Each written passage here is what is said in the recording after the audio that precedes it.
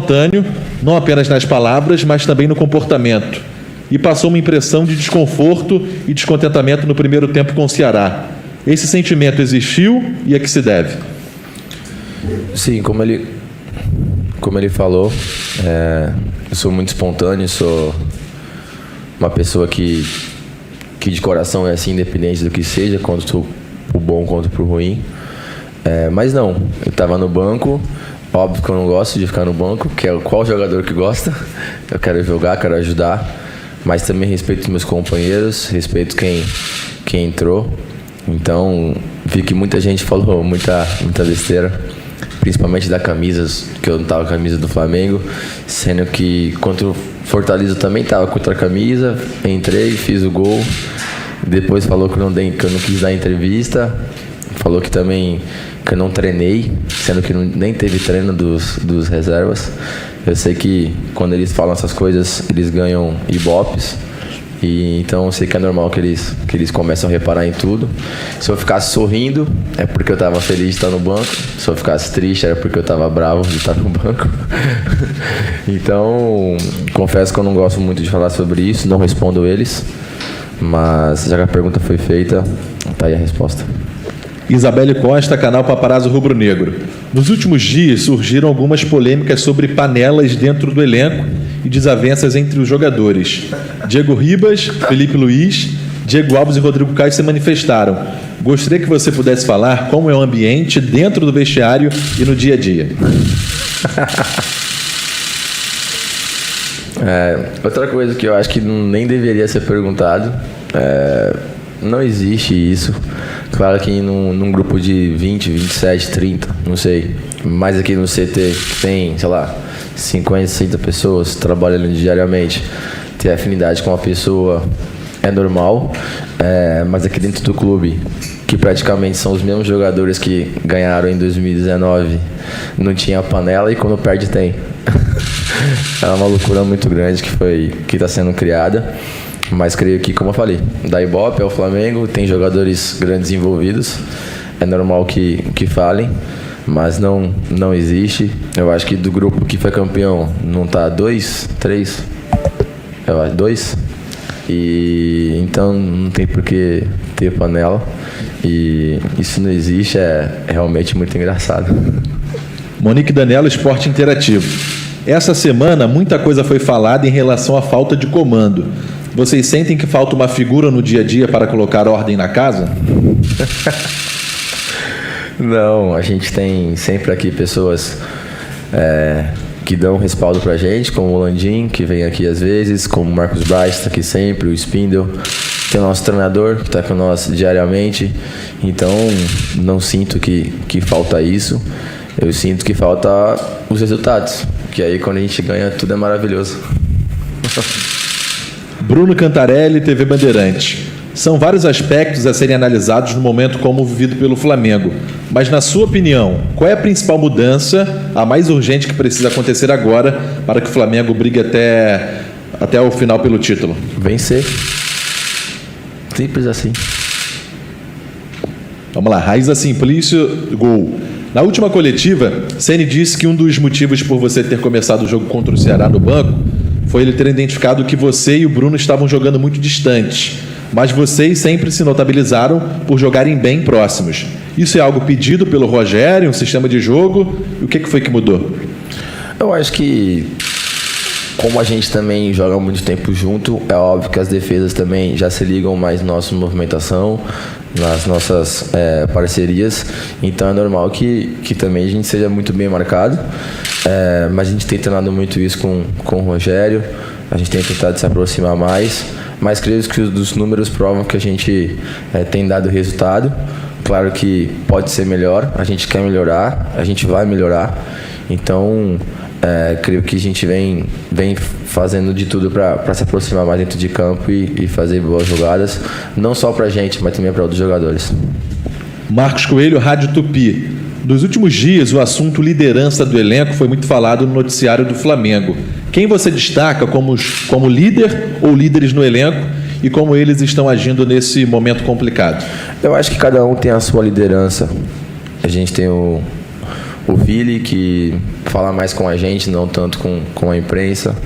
A gente tem o Diego Alves, que dentro de campo é um líder. Temos o Diego, que fora de campo também é um líder e também dentro. Tem eu, que também sou um líder, mas totalmente diferente deles, como jeito de ser, espontâneo, de às vezes ir em cima do juiz, às vezes brigar com outro jogador do time adversário. Temos o Gerson, que é um cara que vem se mostrando que tem comprado nossa ideia de ser um líder. Então eu acho que a gente tem muitas lideranças. Tem o René, que está aqui há muito tempo, tem o Arão, que tem mais de 300 jogos com a camisa do Flamengo, ou tá para fazer. Então liderança é o que não falta. Eu acho que o que falta é a gente continuar trabalhando assim e vencer os jogos, que aí vai ter líder pra caramba, vai ter vitória pra caramba, vai ter todo mundo feliz. Pedro Henrique Torre, ESPN. Chamou a atenção contra o Ceará a cena na qual você entrou em campo para sentar no banco antes do início da partida, ainda sem camisa de aquecimento e sem chuteiras. O quanto ser reserva de fato incomoda? Muito. Eu não quero ficar no banco. Mas ninguém quer. Quem quer? Ou você acha que quando o Pedro ele estava feliz? E quando o Michael não está entrando, ele está feliz. Todo mundo tem sua parcela de vontade de querer ajudar o clube como o Flamengo, de ser campeão 2 vezes seguida do brasileiro. Mas creio eu que, como eu falei, a camisa, não sei se vocês já perceberam isso, mas na Europa é muito normal isso acontecer. Eu fiquei contra o Fortaleza sem camisa, eu fiquei esse jogo sem a camisa e não vejo isso como um problema. Fiquei sem a chuteira porque eu tive uma lesão muito séria no tornozelo e a minha cobão parece um gesso no tornozelo e isso incomoda um pouco. Então não vejo problema nenhum com isso. Como eu falei, gosta de se falar porque vai dar ibope. E como eu falei, se eu estivesse sorrindo é porque eu estava feliz e nem aí pro time. Se eu estivesse triste é porque eu estou bravo com o treinador. Então creio eu que independente de como ficasse, se eu ficasse pronto para entrar em campo, iria ser matéria. João Pedro Granete, coluna do Fla. O Flamengo foi uma equipe que se notabilizou pelo poder de reação, mas isso não tem acontecido ultimamente. Contra o Fluminense, vocês saíram na frente, mas o adversário melhorou. O Fla não se reencontrou e sofreu a virada. Contra o Ceará, o time sofreu um gol logo no início e não conseguiu reverter o placar. Para você, qual aspecto pesou mais nesses jogos? O tático ou o psicológico? Eu acho que se a gente for analisar, a gente está falando de um time que venceu uma Libertadores faltando 3 minutos. Estamos falando de um time que contra o Racing fez o gol no finalzinho. Então a gente tem esse poder de reação sim, mas creio eu que a gente sim precisa melhorar. A gente precisa talvez matar os jogos antes ou ter mais cuidado taticamente e psicologicamente para não sofrer os gols ou se sofrer, correr atrás para virar a partida. Então acho que assim, sim, a gente precisa melhorar isso, precisa fazer mais gols, precisa tomar menos gols, que é importante. Então eu acho que o nosso time vem trabalhando isso muito durante a semana e para segunda-feira a gente poder fazer um jogo muito bom contra a equipe do Goiás e vencer. Sidão Marinho, Rádio Transamérica. Para você, qual é o principal motivo para o Flamengo não estar conseguindo conquistar bons resultados nas últimas partidas? Eu acho que é uma mistura de coisas. Eu acho que não é só incompetência nossa, mas também mérito do adversário, sendo que a gente tem que minar isso. A gente vem estudando o Goiás durante a semana inteira e como eles também vêm estudando a gente. Então creio que sim, é uma mistura de coisas. E a gente precisa melhorar em bola parada, em lances que talvez a gente não dê muita importância e acaba levando gol.